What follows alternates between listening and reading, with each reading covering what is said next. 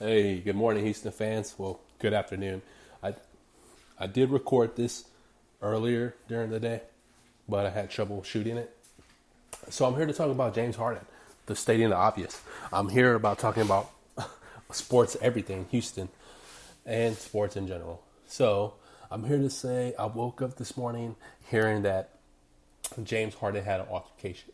Well, not specifically an altercation, just that he threw a basketball at a specific player, and that is Deshaun Tate. Now, I've seen him in the last two preseason games versus the Spurs have words with Deshaun Tate, but I didn't take it as in that he was bullying him. Kinda. I mean, he went straight at Tate, only yelling at Tate the last two games. But I took it as tough love. Maybe he sees something in him. I don't know. And I didn't take it as nothing. I just looked at it and did take it in. I mean, obviously, but I didn't know if it was being a leader. I didn't know if he knew Tate in a certain kind of way. I don't know. I look at it as a guy who doesn't want to be here. Now I look at it like that. A guy who doesn't want to be here yelling at a certain player doesn't make sense to me now that I hear that these rumors are coming out. And come on, Houston Rockets, anybody in that organization is not bringing up that Harden threw a basketball at a teammate. He's been disgruntled at practice. Nobody in that Houston Rockets camp is making this a rumor or leaking this out. It has to come straight from James Harden's camp. I mean, he wants out. He's doing everything he can. And I look at it as like, okay, NBA practices, everything is goes on. From fighting, from talking trash, to players showing up late, drunk, are not even showing up. And those are rumors that we don't really hear about.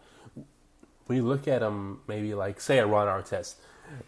10 years down the road, he has retired, and then you hear a rumor that he showed up to practice in dress shoes, and he was out all night partying. But something this tiny, as in Harden throwing a basketball at a player, and I go to the hoops all the time, and I never threw a ball at a player, and if I have, I must have been a child. I've never seen it. It's uncommon to see. You only see these actions from a little child. So I'm kind of surprised Harden's acting like a child. Well, I'm not surprised at what he's been doing. He's 31 years old. I mean, gotta have some sense of. Are you run out that bad? You're gonna act like a baby, and he has shown all ties that he's a spoiled little brat. The Rockets have formed him that way, and that's what he is. And I don't look at it no other way. But I'm not going to take that away from his game. He's an all-around great player. Nah, not all around. He has became more of a force on the defensive end. And there's no question that he's the best offensive player in the NBA. I still say Curry's more efficient, as in I would take Curry over Harden in the fact that Curry never stops. Harden, if he don't have the ball, he's useless.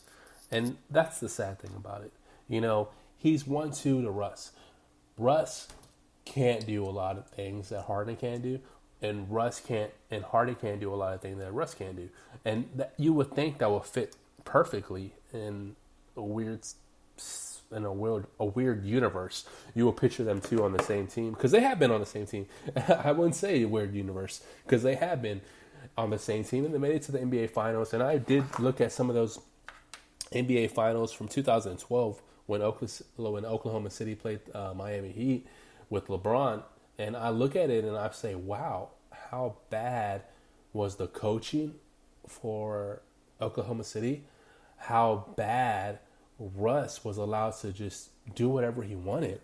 And, if you probably would have gave the ball to Kevin Durant a little more, you would have won. There was, and I say that's stating the obvious. You always have a chance with Kevin Durant. But in that series, when I was watching it, Russ was getting way too many shots. And Harden was, coming off the bench, being that Eric Gordon, but Harden's a starter. Harden, you're giving him second unit guys to play with it. Yes, he could get the best out of anybody, but that Oklahoma City was packed on the top. And, the bench was so weak. I mean, your seventh best player will be Derek Fisher or Sabo Tabalocious. I forget how to say his name, but the guy couldn't shoot for crap. He played with the Rockets before the bubble and definitely didn't even make it to the bubble, so he was useless. He was useless on the team. Everybody, no Rocket fan didn't like Sabalocious on the team. They replaced him by adding DeMar Carroll, I think. But anyway, I stir myself away from the real conversation about Harden. I know Harden took a lot of flack from them finals, but he definitely made everybody forget about that once he joined the Rockets. And, he never made it to the finals again. People forget so much that they forget that sometimes he was in the finals, and that's the bad thing. But, I do blame Russ and the coaching on them losing to the Miami Heat. Now, you had Kendrick Perkins at center. Come on, man. Kendrick Perkins was useless. He was only a factor for the Lakers when he was with Boston. So against the Lakers, they had big bodies. That's the only way that he would have been productive. He was useless against a small ball Miami Heat team, the only small ball team that was very, very productive in the small ball, because every player knew its role. Every player knew where to be. They knew that they were taking a sacrifice to win an NBA championship. And, I love that Heat team. Unfortunately, I hated them. And now I look back at it, I love them because there is no other team that did what they did, with three superstars, So you could say the Warriors in a stint, but Clay is not a superstar. He is an all-around, the perfect player you want, but he's not a superstar. He's an all-star. He is a Hall of Fame player, and he will be known as the best player that doesn't get recognition. Draymond Green will probably get more recognition than Clay.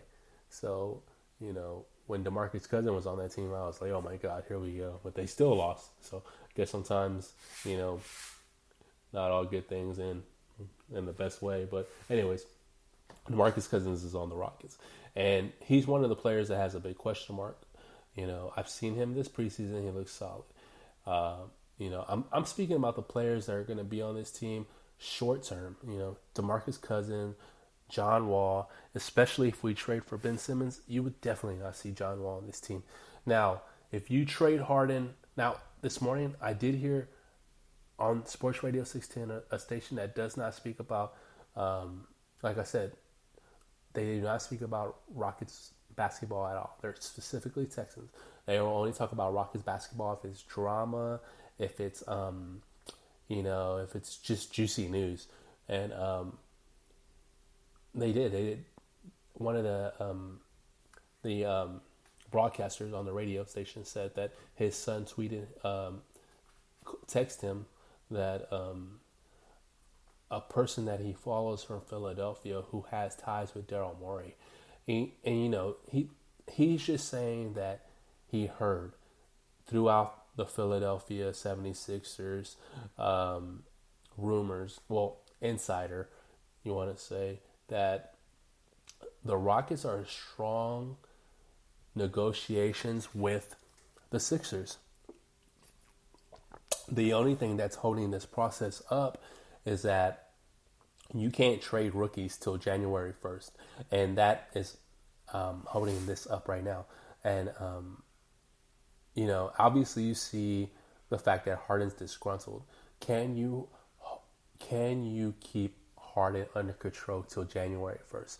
Now, the rumor said that Harden was going to be traded to Philadelphia 76ers for the obvious, Ben Simmons, a rookie who's holding up the process, and several draft picks. And we will be sending out Harden and PJ Tucker.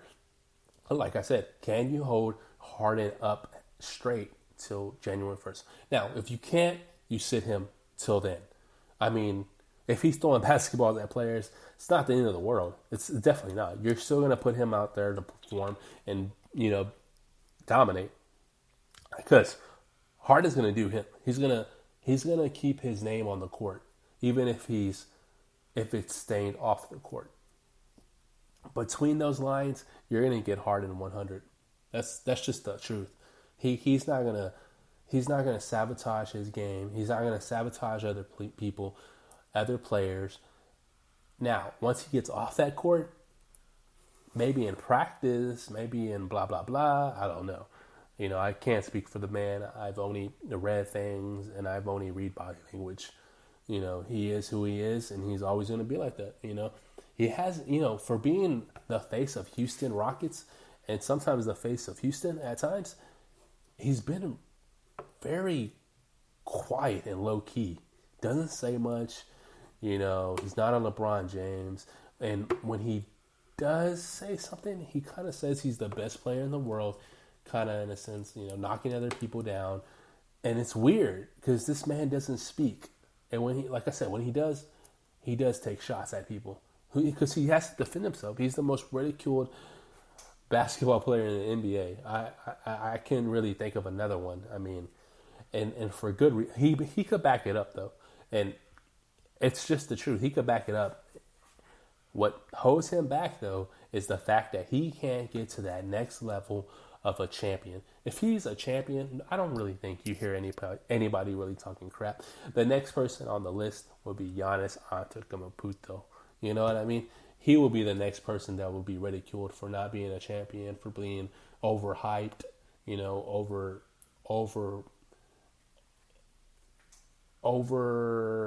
just signed up. Overpaid. I mean, he just got paid, I want to say, $225 million contract, and that's insane. Now,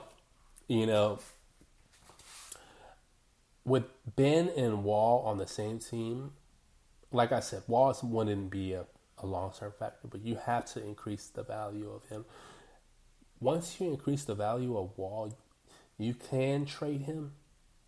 I don't see a lot of takers.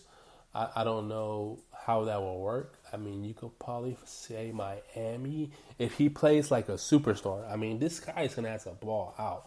But can he do that with Ben Simmons next to him? Who knows? I mean, maybe they put aside their differences and not that they have, anything in between them that would give them that, but their differences of shooting. You know what I mean? Silas is the man that can get the best out of any player.